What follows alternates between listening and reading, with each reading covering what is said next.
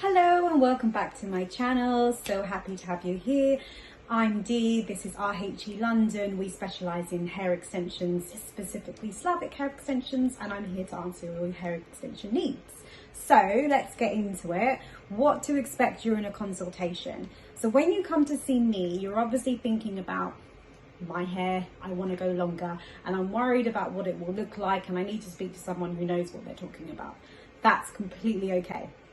The consultation is the most important bit of any hair extension appointment.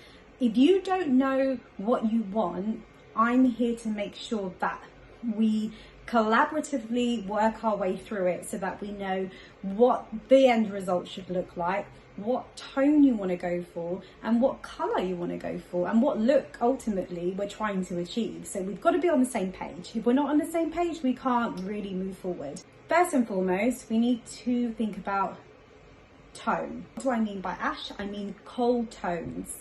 So nothing too warm, unless you're naturally warm, you've got a natural warm underbase, maybe you're me or darker, maybe you're darker than me, maybe you're my complexion or darker, you probably want to lean into warmth. So you want something that complements your skin tone.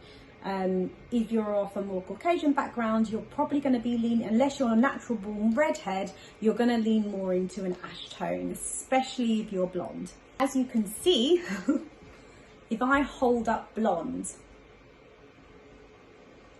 doesn't suit me. See how dark my eyebrows are? The blonde just drains me.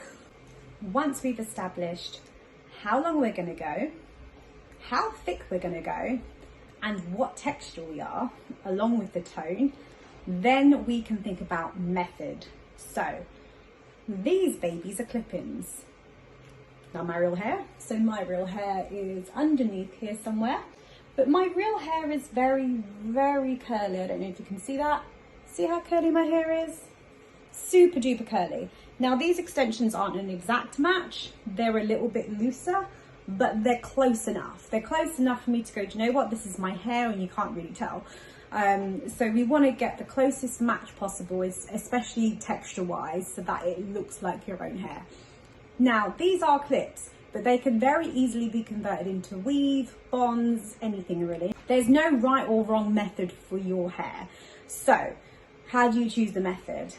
I've chosen clip-in extensions because these allow me to take them out at night. I'm very happy to not have hair extensions in. I don't need to be with them all the time, but I do like them in, and putting them on clips means that they've had to go on a weft, which means that if I wanted them weaved in at a later date, I can do so.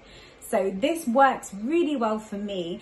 However, I have previously bonded extensions in, which I loved. I could keep them in for longer, 8 to 10 weeks typically, and I could just wash and go, and it was the easiest thing for me to do. However, bonding takes longer, so I would often be in the chair for 6 to 8 hours because I wanted a lot of hair, and it just doesn't suit my lifestyle personally at the moment. So for me, I prefer to clip them in with the option to weave. That's still the most popular method that I have here today, followed by keratin bonds, because you can go a bit longer in terms of maintenance.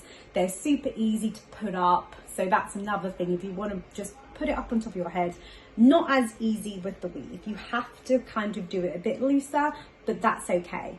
If you want to slick it up, you want to go to the gym, you just want bonds. And I wouldn't recommend going too thick with bonds. So for me, if you want a thicker look, I'm going to go for weave over bonds. If I want something that's easy to put up and I don't have to redo, I'm going to go for bonds. There are also other options. There are tapes, there are micro rings. I have literally done them all. These are just the two that work the best for my hair. And then we're going to collaboratively see, based on your lifestyle, based on what you've had or haven't had done before, we're going to see what fits you best as well. So some of those points when we go through consultation are all of the above.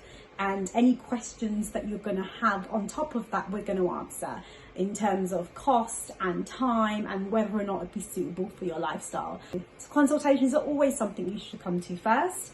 They should be your first point of call. You should feel confident when you walk out of the consultation that you know exactly what that stylist wants to do, exactly how long that hair is supposed to last, and what you should be expecting when you kind of doing your own washing and styling at home. So these babies are something we typically go through when we're thinking about what type of hair would be best for you.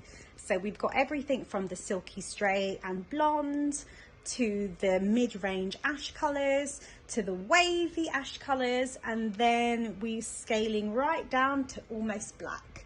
So this is a good little selection of what would be possible in terms of thinking about what would work best for your own hair.